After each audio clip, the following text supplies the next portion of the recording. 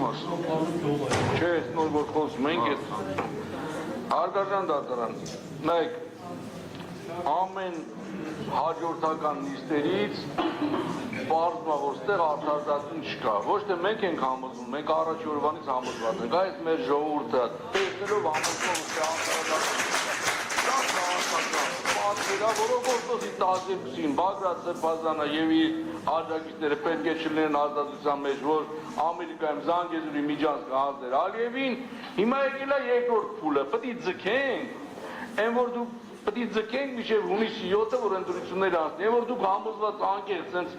ձեր հայացքից են զգում, որ ասեք Բագրատ Սրբազան, սպասեք, վերջում կտենաք ու իմ կարծիքը ես անկեղծ հավատում ենք ձեզ, բայց հիմա այդ հավատալու իմաստը որն է, որ արդարություն չկա և մեզ պահում եք այս ծրագիր իրականացնելու համար, դուք մասնակից եք այս ծրագիրը, որը մի կողմ Նստեք, որովհետև ես սահմանափակում եմ այդ վիրավորակ եք դուք բանանում։ Վիրավորակ չի, արտադրական դրամ, վիրավորակ չեմ տալի շարունակեք, ես սահմանափակում եմ ձեր գերտնալու իրավունք։ Չէ, հիմա նույն պատմություն ասում եք, եկեք կարծանք հետո կարող է պարտի փորձականություն չկա սուտ է, նույն պատմությունը անցած անգամը, դե մենք